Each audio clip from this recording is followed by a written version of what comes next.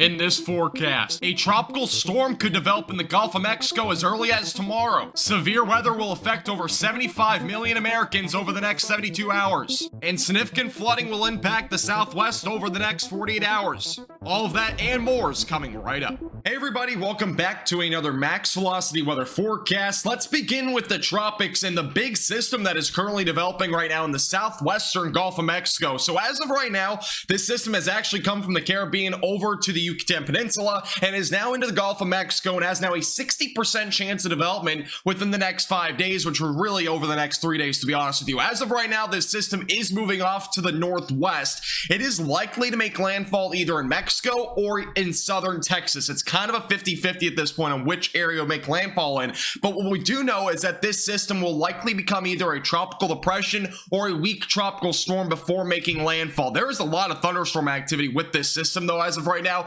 If this thing turned right off to the north, it could very easily become a hurricane, but it's likely not to do that. It's likely just to go to the northwest, just due to the features that we currently have in the Gulf of Mexico, the high pressure system back out to the east. That should be able to steer this back over closer to Mexico, so it makes a landfall quicker rather than later. Some significant rainfall, though, could come out of this. That does even include areas over near South Texas as well.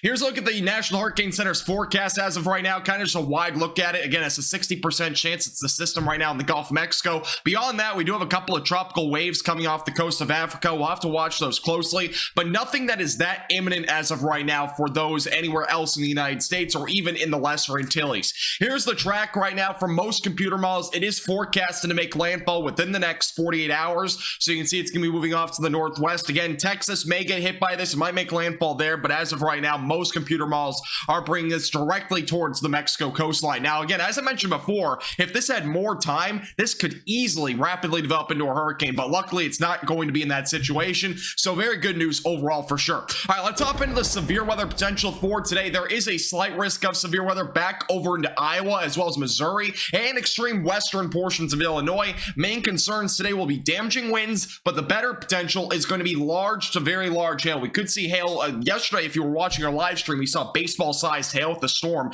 over in Genoa portions of Nebraska. So we saw some significant hail yesterday. That could even be the same story today, but again, a very isolated potential of that happening. But more importantly, quarter to half dollar sized hail is going to be a bit more of a scattered threat over that direction. Here's a look at the timing this afternoon. For those in Kansas, we'll see some scattered showers and storms develop. Again, not really a whole lot of severe weather here. We could see some isolated hail and damaging winds, but the threats seem to be low as of right now. By 6 to 7 o'clock, those storms move down to the south toward Wichita, as well as through areas like Manhattan. Eventually, by 10 to 11 o'clock, most of the storm activity will start to fizzle out. Most of it, if anything's left, it will just be rain or an isolated weak thunderstorm. Here's a look at the timing back over into Iowa today. We'll see storms develop most likely later this afternoon. You can see by 7 o'clock, some more potent storms even near Iowa City. Back out to the north, even northeast of Mason City, starting to see some more strong to severe storms. Eventually, by 10 to 11 o'clock, most of that storm activity will shift into portions of Iowa as well as even into Wisconsin, primarily due to the fact this little positively tilted trough will move that direction as we go throughout the day today.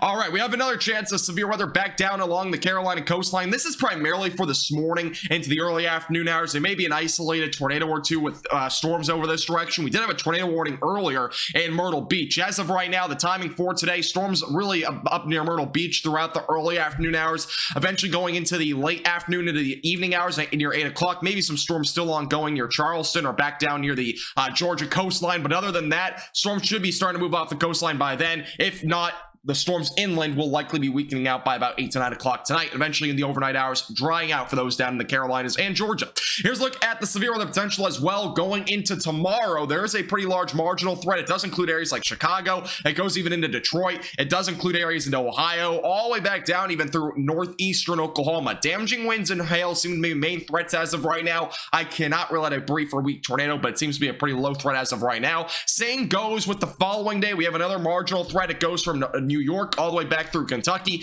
Damaging winds, my main concern again. Maybe an isolated brief or weak tornado, but again, very low threat again. And also, just to kind of give you a heads up, I mentioned this in our last two forecasts, so not a whole lot of new details on this, but we do have an extreme flash flooding potential for both today and tomorrow across portions of southeastern Arizona and southwestern New Mexico. It is a moderate threat. That basically means we are looking at the potential for some flooding, a 40% probability within a 25-mile radius of some flash flooding in these locations. Again, make sure you're turning around, Don't drown. If you're on any of those roadways, do not go under overpasses if there's a bunch of water covering it and if you cannot see.